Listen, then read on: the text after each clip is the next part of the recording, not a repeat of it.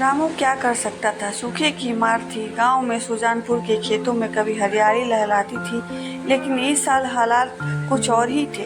पिछले 4 महीने से बारिश की एक बूंद तक न थी गिरी थी। सूर्य देवता जैसे आसमान में आग बरसा रहे।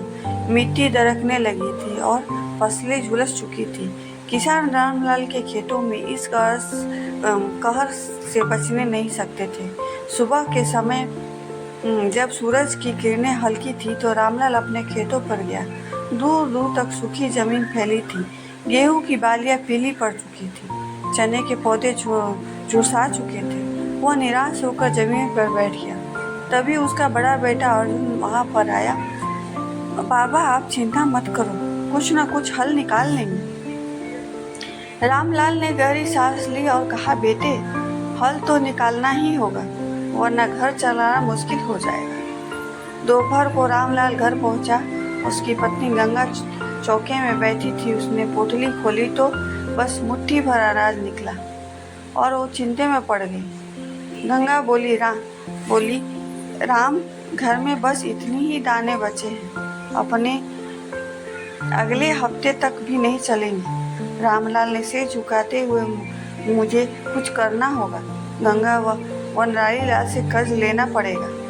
गंगा चिंतित हो गई, लेकिन वह बहुत ऊंचा सूद देता है, और कर्ज नहीं चुका पाए तो रामलाल ने गहरी सांस ली और कोई रास्ता नहीं है।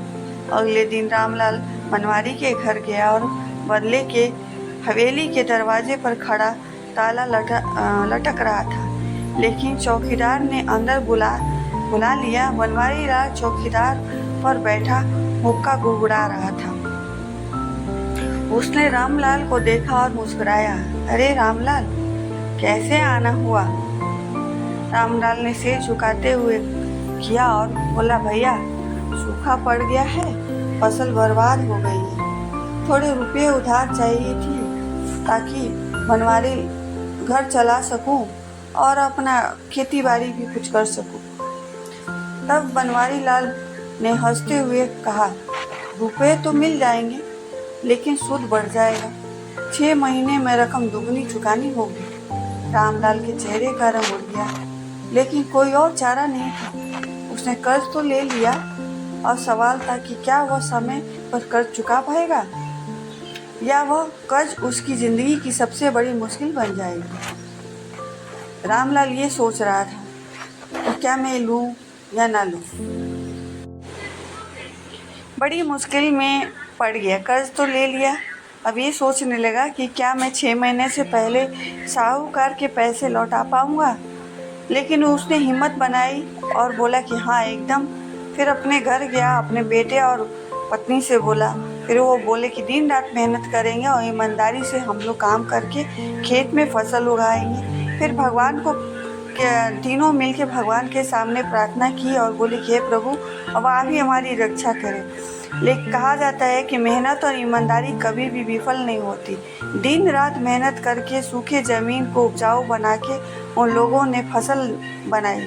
मेहनत और ईमानदारी से लोगों ने खेत में अनाज बोया और उस साल फसल बहुत अच्छी आई और फसल का रंग अच्छा मिला और सफलता मिली। 6 महीने पहले ही साहूकार के पैसे लौटा दिए। साहूकार सच सोच में पड़ गया कि इतनी जल्दी इन लोगों ने मेरे पैसे डबल कैसे करके दे दिए। वही उसकी ज़मीन, उसके मन में लालच थी कि अगर वो पैसे नहीं लौटा पाए तो मैं उनकी ज़मीन हड़प लूँगा। लेकिन किसान ने मेहनत और ईमानदारी से अपने ज़मीन पर खेती करके अनाज उपजा के और साहूकार के पैसे जल्दी लौटा दिया। इसके कारण साहूकार को उसकी ज़मीन नहीं ले पाया और इसलिए सोच में पड़ गया कि अगर सब किसान अगर ऐसे ही मेहनत करके मेरे पैसे लौटा देंगे तो फिर मैं उनके ज़मीन कैसे हासिल कर पाऊँगा। लेकिन रामलाल के बेटे और उसकी पत्नी की मेहनत दोनों ही रंग लाई। इसीलिए कहा जाता है कि एकता में बहुत ही शक्ति होती है। उस तीनों ने मिल के फसल को उगाई और कर्ज भी से निजात हो गए और उसके बाद साल भर के लिए खाने का भी अनाज का उपाय कर लिया।